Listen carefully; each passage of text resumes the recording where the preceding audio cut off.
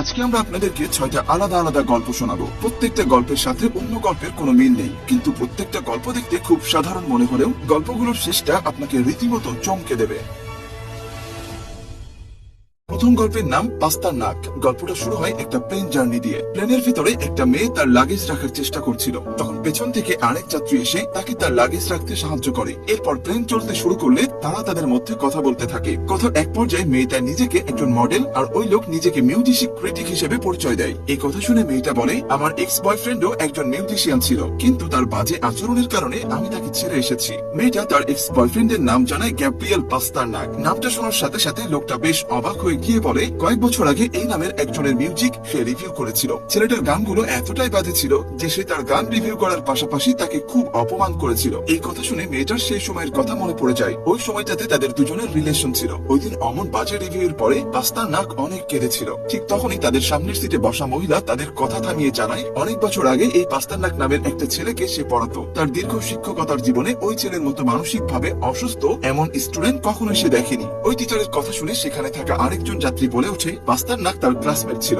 স্কুলে পড়াকালীন সময়ে সে আর তার বন্ধুরা পাস্তার নাককে নিয়ে অনেক হাসি ঠাট্টা করত। তখন আরেকজন যাত্রী বলে, এই নামের একজন তো আমার কোম্পানিতেও কাজ করত। লোকটা সব সময় কাস্টমারদের সাথে খুব বাজে ব্যবহার করত, এই কারণেই তাকে চাকরি থেকে বাদ দিয়ে দেওয়া হয়েছিল। তাদের মুখ থেকে এসব শুনে সেই মিউজিক ক্রিটিক বেশ ঘাবড়ে যায়। এজন্য অন্য কেউ কিছু বলে ওঠার আগেই সে মিউজিক ক্রিটিক প্লেনে থাকা সব প্যাসেঞ্জারকে গ্যাব্রিয়েল পাস্তার নাকের ব্যাপারে জিজ্ঞেস করে, আর তাকে অবাক করে দিয়ে সেই প্লেনে থাকা সবাই হাত উঠায়। এর মানে হলো প্লেনে থাকা সবাই গ্যাব্রিয়েল পাস্তার নাককে চেনে। তখন লোকটা তাদেরকে জিজ্ঞাসা করে, আপনারা এই প্লেনের টিকিট কোথায় পেয়েছেন? তখন সবার কথায় জানা যায় এই প্লেনে থাকা কেউই টিকিট কেনেনি। তারা সবাই নিজেদের কোম্পানি, এজেন্সি বা ওয়ার্কিং প্লেস থেকে ফ্রিতে টিকিট গুলো পেয়েছে। এমন সময় ফ্লাইট অ্যাটেন্ডেন্ট এসে সবাইকে জানায়, গ্যাব্রিয়েল পাস্তার নাক এই ফ্লাইটের কেবিন চিফ। পাস্তার নাক তাকে প্রপোজ করেছিল, কিন্তু সে তাকে রিফিউজ করে দেয়। সে আরো বলে, প্লেন টেক অফ করার আগে পাস্তার নাক পাইলটদেরকে কফি দিতে গিয়েছিল। তারপর থেকে পাইলটদের কোনো সারা শব্দ পাওয়া যাচ্ছে না। তখনই ককপিট থেকে পাস্তার নাকের গলার আওয়াজ শুনতে পাওয়া যায়। তার কণ্ঠ শুনে সবাই ঘাবড়ে যায়। তখন সেই মডেল মেয়েটা সত্যি কথা রিভিল করে দেয়। সে বলে,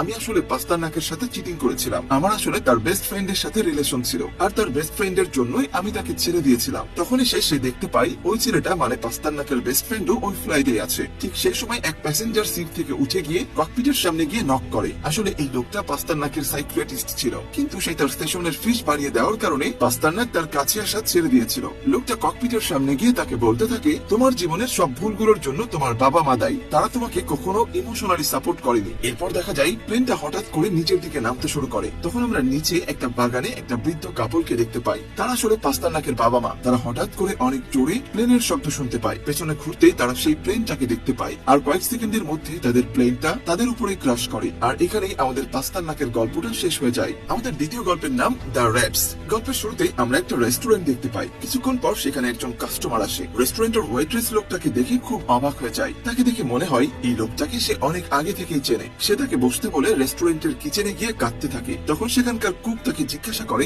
কি হয়েছে, আপনি কাঁদছেন কেন? সে কুককে বলে, আমি ওই লোকটাকে আগে থেকে চিনি। লোকটা অনেক বেশি সুদের বিনিময়ে মানুষকে ঋণ দিত। আমার বাবাও এই লোকের কাছ থেকে ঋণ নিয়েছিল, কিন্তু সেটা তিনি শোধ করতে পারছিল না। এই জন্য লোকটা তাদের কাছ থেকে সুদের টাকার বিনিময়ে আমাদের বাড়িটা নিয়ে নেয়। আমার বাবা এটা সহ্য করতে না পেরে আত্মহত্যা করে। শুধু তাই নয়, আমার বাবার মৃত্যুর পরে সে আমার মাকেও খুব বিরক্ত করত। তার কর্মকাণ্ডে অতিষ্ঠ হয়ে আমি আর মা শহর ছাড়তে বাধ্য হই। সবকিছু শুনে রেস্টুরেন্টের কুক তাকে বলে, আমরা একটা কাজ করতে পারি, লোকটার খাবারে ইঁদুর মারার বিষ মিশিয়ে দিতে পারি। কিন্তু তার এই কথায় মেয়েটা রাজি হয় না। এদিকে লোকটা যখন খাবার অর্ডার করে তখন ওয়েট্রেস জানতে পারে লোকটা মেয়র পদে ইলেকশনে দাঁড়াচ্ছে। এই কথাটা সে কুকের কাছে বললে কুক তাকে আবারও তার খাবারে বিষ মিশাতে বলে। সে আরো বলে, এই লোকটাকে মেরে ফেললে শহরের আরো অনেক পরিবার রক্ষা পাবে। কিন্তু পুলিশের ভয়ে ওয়েট্রেস এটা করতে সাহস পাচ্ছে না। তো যাই হোক, ওয়েট্রেস লোকটাকে তার খাবার দিতে আসে। তারপর সে কিচেনে চলে এসে সেখানকার বাসনপত্র পরিষ্কার করতে থাকে। একটু পরে সে বুঝতে পারে কুক লোকটার ওই খাবারে বিষ মিশিয়ে দিয়েছে। এটা বুঝতে পেরে সে যখন ওই খাবারটা ফেরত আনতে যাবে তখনই কুক তাকে থামিয়ে দেয় আর বোঝায়, আমরা সমাজের এমন কিছু বাজে লোকদের ভয় পাই বলেই আমরা তাদের কিছু বলার বা করার সাহস পাই না। এটা একটা সুযোগ। এছাড়া তাছাড়া পুলিশ যদি তদন্ত করতে আসে তাহলে তারা রেস্টুরেন্টের ভিতরে এসে ইঁদুরের উৎপাত দেখে বুঝতে পারবে হয়তো রান্নাঘরে ছিটিয়ে রাখা ইঁদুরের বিষের কিছু অংশ খাবারে পড়েছিল। তখনই রেস্টুরেন্টের ওই লোকের কাছে ছেলে আসে আর তার পেট থেকে খাবার খেতে শুরু করে। এটা দেখতে পেয়ে ওয়েট্রেস ভয় পেয়ে যায়। তখন কুক তাকে বলে এই ছেলেও ভবিষ্যতে তার বাবার মতো হবে, তাই তার পরের বংশকে আজকে শেষ করে দেওয়াটার এটাই সুবর্ণ সুযোগ। এটা শোনার পর ভয়ে ওই ওয়েট্রেস এই লোকগুলোর কাছ থেকে খাবার ছিনিয়ে আনতে চলে যায়। তার এমন কর্মকাণ্ডে লোকটা রেগে গিয়ে তাকে মারতে আসে। ঠিক তখনই পেছন থেকে সেই কুক এসে লোকটার পেছনে ছুরি ঢুকিয়ে দেয়। এক পর্যায়ে লোকটা মারা যায়। পরদিন সকালে সেখানে পুলিশ চলে আসে। পুলিশরা সেই লাশটাকে পোস্টমর্টমের জন্য নিয়ে যায় আর সেই কুককে সেখান থেকে অ্যারেস্ট করে নিয়ে যায়। এর মধ্য দিয়ে আমাদের এই গল্পটা শেষ হয়ে যায়। আমাদের তৃতীয় গল্পের নাম হলো দ্য স্ট্রংগেস্ট। এই লোকটার নাম দিয়াগো। সে একজন বড়লোক বাবার সন্তান। আমরা দেখতে পাই দিয়াগো হাইওয়ে দিয়ে তার নতুন গাড়িটা চালিয়ে যাচ্ছে। তখন হঠাৎ করে রাস্তার মাঝপথে একটা পুরনো ভাঙাচোরা গাড়ি তার সামনে আসে। গাড়িটা তাকে কোনো রকম সাইড দিচ্ছিল না, এমনকি তাকে ওভারটেক করে সামনে যেতেও দিচ্ছিল না। কিছুক্ষণ পর সেই গাড়িটা দিয়াগোর গাড়িটাকে সামনের দিকে যেতে দেয়। রাস্তার মধ্যে এমন কার্যকলাপের কারণে দিয়াগোর প্রচন্ড রাগ হয়। সে ওই গাড়িতে থাকা লোকটাকে প্রচুর গালিগালাজ করে আর তার মিডল ফিঙ্গার দেখিয়ে সেখান থেকে চলে যায়। কিন্তু কিছু দূর যেতেই তার গাড়ির চাকা পাংচার হয়ে যায়। সেখানে আশেপাশে কোনো গ্যারেজ না থাকায় সে একজন মেকানিককে কল করে। মেকানিক তাকে 1 ঘন্টা ওয়েট করতে বলে, কারণ তার গাড়িটা যেই লোকেশনে খারাপ হয়েছে সেটা শহর থেকে বেশ অনেকটা দূরে ছিল। এদিকে দিয়াগো সেই মেকানিকের জন্য অপেক্ষা না করে নিজেই টায়ার পাল্টাতে শুরু করে। তখনই সেখানে সেই ভাঙাচোরা গাড়িটা এসে পৌঁছায়। গাড়িতে থাকা লোকটাকে দেখতে পেয়ে দিয়াগো নিজের গাড়িতে গিয়ে গাড়িটা লক করে বসে থাকে। দিয়াগোকে দেখে সেই গাড়িতে থাকা লোকটা বুঝে যায় এই লোকটাই তাকে মিডল ফিঙ্গার দেখিয়েছিল, তাই প্রতিশোধ নেওয়ার জন্য সে নিজের গাড়িটা তার গাড়ির সামনে লাগিয়ে দেয়। ভয়ে আতঙ্কিত হয়ে দিয়াগো তার করা ব্যবহারের জন্য লোকটার কাছে ক্ষমা চায়, কিন্তু ওই লোকটা তার গাড়ির উপরে হামলা করতে শুরু করে। দিয়াগো কোনো উপায় না পেয়ে ব্যাপারটা পুলিশকে জানায়, সেই সাথে তার লোকেশনটাও জানিয়ে দেয়। কিন্তু লোকটা যেন তার পিছু ছাড়ছিল না। পুলিশকে ইনফর্ম করার কারণে লোকটা দিয়াগোর গাড়ির উপর মলমূত্র ফেলে দেয়। এতে লোকটা অনেক আঘাত পায় আর পানি থেকে উঠে এসে আবারও দিয়াগোর উপর চড়াও হতে চলে আসে। এটা বুঝতে পেরে দিয়াগো গাড়ি নিয়ে সামনের দিকে পালানোর চেষ্টা করে, কিন্তু কিছু দূর যাওয়ার পর সে চিন্তা করে আচ্ছা কেমন হয় যদি আমি লোকটাকে গাড়ি দিয়ে পিষে মেরে ফেলে দিই। যেহেতু জায়গাটা অনেক নিরিবিলি ছিল তাই সে তার গাড়ির স্পিড বাড়িয়ে এগোতে থাকে। লোকটা নিজেকে কোনোভাবে সেভ করে ফেললেও হঠাৎ করে দিয়াগোর গাড়ির চাকা খুলে যাওয়ায় সে নদীর খাদে গিয়ে পড়ে যায়। এদিকে গাড়ির ভিতরে দিয়াগোকে অসহায় অবস্থায় পেয়ে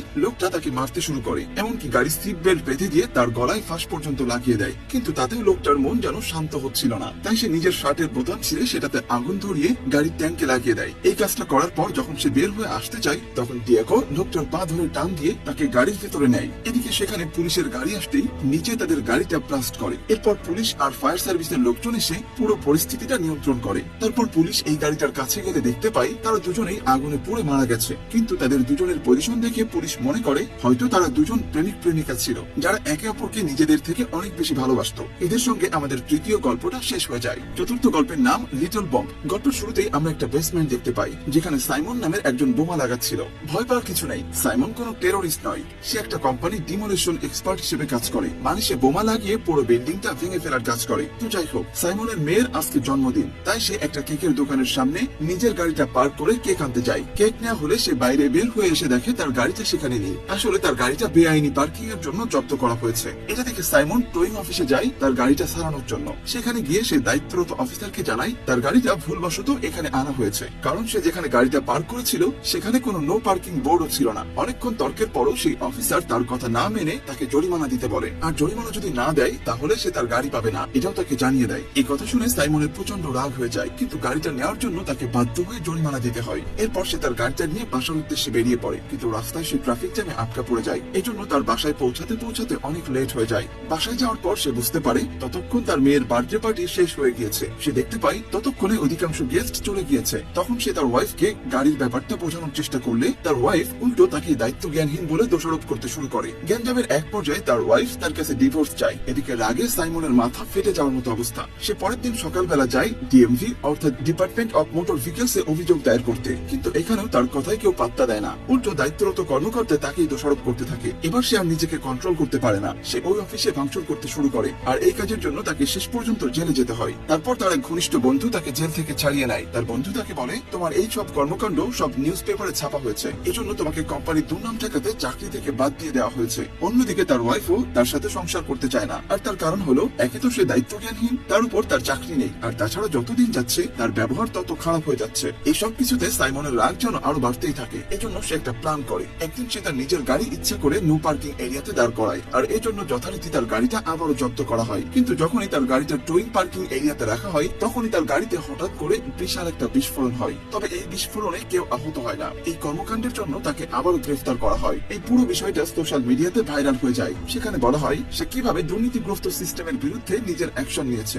এমনকি তার ওয়াইফও এখন তাকে সাপোর্ট করতে শুরু করেছে, যেখানে 2 দিন আগেও তার ওয়াইফ তাকে দায়িত্বজ্ঞানহীন বলে দোষারোপ করেছিল। এরপর আমরা দেখতে পাই সাইমনের ওয়াইফ ও তার মেয়ে কারাগারে তার বার্থডে সেলিব্রেট করতে এসেছে। সেখানে থাকা বাকি কয়েদিরাও সাইমনের এমন কর্মকাণ্ডের জন্য তাকে বাহবা দেয়। আর এর সাথে চতুর্থ গল্পের সমাপ্তি ঘটে। আমাদের পঞ্চম গল্পের নাম দ্য প্রপোজাল। এখানে আমরা দেখি এক বড় লোকের বিগড়ে যাওয়া ছেলে নেশাগ্রস্ত হয়ে এক প্রেগনেন্ট মহিলার সাথে তার গাড়ি লাগিয়ে দিয়েছিল। এই ঘটনাটা বাসায় এসে তার বাবা মাকে জানায়। সে তাদেরকে বলে, ধরা পড়ার ভয়ে আমি সেখান থেকে দ্রুত পালিয়ে এসেছি। তার বাবা তার এক পরিচিত অ্যাডভোকেটকে বাসায় ডেকে পাঠায়। এছাড়া তারা টিভি দেখে জানতে পেরেছে সেই মহিলাটা তার পেটে থাকা বাচ্চা সহ মারা গেছে। কিন্তু পুলিশ একটা সিসিটিভি ফুটেজ পেয়েছে যেখান থেকে গাড়িটা শনাক্ত করা গিয়েছে। ছেলেটার বাবা এত কিছু দেখতে পেয়ে খুব চিন্তিত হয়ে পড়ে। ঠিক তখনই তার নজর পড়ে বাসার মালিক দিকে। ঠিক তখনই তার মাথায় একটা আইডিয়া চলে আসে। সে ওই মালিককে তার বাসায় ডেকে এনে অ্যাডভোকেটের সামনে বসিয়ে তাকে বলে তার ছেলে এমন একটা কাণ্ড ঘটিয়ে ফেলেছে। এখন যদি পুলিশ তাকে ধরে ফেলে তাহলে তাদের সম্মান ও ফ্যামিলি বিজনেস দুটোই একেবারে শেষ হয়ে যাবে। তাই সে ওই মালিককে বলে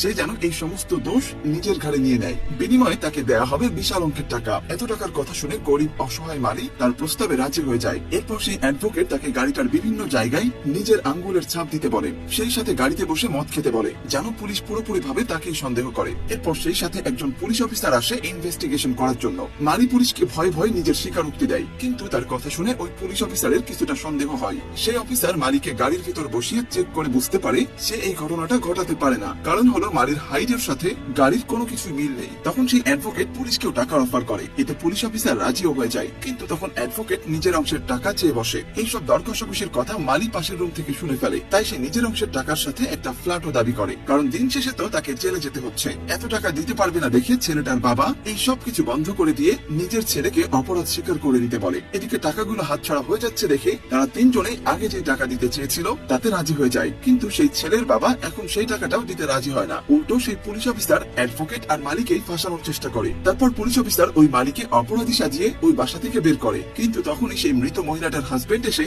হাতুড়ি দিয়ে পিটিয়ে মালিককে হত্যা করে ফেলে। আর সেই সাথে এই গল্পটা শেষ হয়ে যায়। আমাদের ষষ্ঠ এবং শেষ গল্পের নাম till death to us part. গল্পের শুরুতেই আমরা একটা জমজমাট বিয়ের অনুষ্ঠান দেখতে পাই, যেখানে নিউলি ম্যারিড কাপল রবিনা এবং এরিয়াল খুব খুশি ছিল নিজের ভালোবাসার মানুষের সাথে আজীবনের মতো আবদ্ধ হতে পেরে। অনুষ্ঠানের এক পর্যায়ে রবিনা এরিয়ালকে একটা মেয়ের সাথে খুব কথা বলতে দেখে। এরপর সে তার নিজের ফোন থেকে যে নাম্বারে কাউকে কল দেয়, দেখা যায় সেই কলটা ওই মেয়েটা রিসিভ করেছে যার সাথে এরিয়াল এতক্ষণ কথা বলছিল। এরপর রবিনা আর এরিয়াল যখন কাপল ডান্স করছিল তখন রবিনা এরিয়ালকে ওই মেয়ের ব্যাপারে জিজ্ঞাসা করে। এরিয়াল তখন তাকে বলে মেয়েটা আমার অফিসের কলিগ। তখন রবিনা তাকে বলে কয়েকদিন যাবত তোমার ফোনে অন্য নাম্বার থেকে একটা কল আসছিল, তখন তোমার কাছে জিজ্ঞাসা করলে তুমি বলেছিলে সে তোমার গিটার টিচার। কিন্তু তারপরে রবিনা ওই নাম্বারটা নিজের ফোনে সেভ করে রেখেছিল, আর আজ ওই নাম্বারে সে কল দিয়েছে, আর কল দিতে সেই মেয়েটা রিসিভ করেছে। এটা শুনে এরিয়াল তেমন কোনো উত্তর দিতে পারে না। ফলে রবিনা বুঝে যায় তার হাজবেন্ড তার সাথে চিটিং করেছে।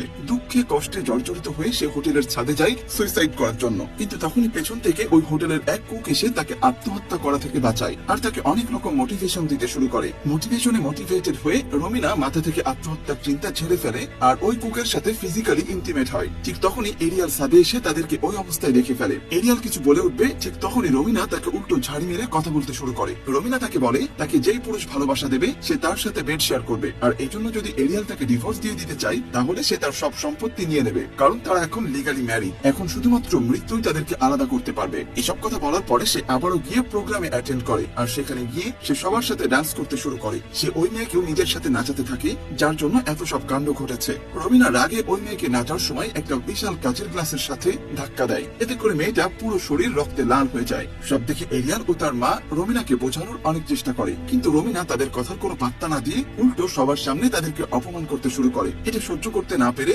এরিয়াল কান্না করতে থাকে। তা দেখে তার মা রাগে রবিনার উপর চড়াও হয়। এতে দুই পরিবারের মধ্যেও হাতাহাতি শুরু হয়ে যায়। কিন্তু তখনই হঠাৎ করে এরিয়াল কিছুটা অস্বাভাবিক আচরণ করতে শুরু করে। সে নিজের বিয়ের কেক খেতে খেতে রবিনাকে ডান্স করার জন্য রিকোয়েস্ট করে। এবার এরিয়ালের চোখে রবিনা সত্যিকারের ভালোবাসা দেখতে পেয়েছে। তারপর তারা দুজন ডান্স করতে শুরু করে। ডান্স করতে করতে তাদেরকে ইন্টিমেট হতে দেখা যায়, যা দেখে সেখানে থাকা সবাই অবাক হয়ে যায় আর লজ্জায় সেখান থেকে চলে যায়। তাদের দুজনের ভালোবাসা দেখে মনে হচ্ছিল একমাত্র মৃত্যুই বুঝি পারবে তাদেরকে আলাদা করতে। এর সাথে সাথে আমাদের এই গল্পটা শেষ হয়ে যায়। ওয়াইল্ডার্স মুভিতে দেখানো প্রতিটা গল্পের দুটো থিম ছিল, সেটা হলো প্রতিশোধ ও হিংস্রতা। প্রথম গল্পে পাস্তারনাক নিজের জীবনের ওই সব ব্যক্তিদের একই প্লেনে আনে যারা তার সাথে কোনো না কোনো সময় তাকে ছোট করেছে করেছে অথবা অপমান বা বেইমানি করেছে। দ্বিতীয় গল্পে ওয়েট্রেসের পুরনো এক শত্রু তার রেস্টুরেন্টে খেতে আসে। তাকে সামনে পেয়েও ভয়ে কিছু করতে না পারলেও তার সহযোগী ওই লোককে হত্যা করে, কারণ ওয়েট্রেসের ওই সহযোগীর মনে হয়েছিল কিছু মানুষরূপী পশুদের শাস্তি দিতে কাউকে না কাউকে তো আত্মত্যাগ করতেই হবে। তৃতীয় গল্পে আমরা এক ধনী ব্যক্তিকে দেখতে পাই যে তার থেকে নিচু মানুষদেরকে একদমই দাম দিত না।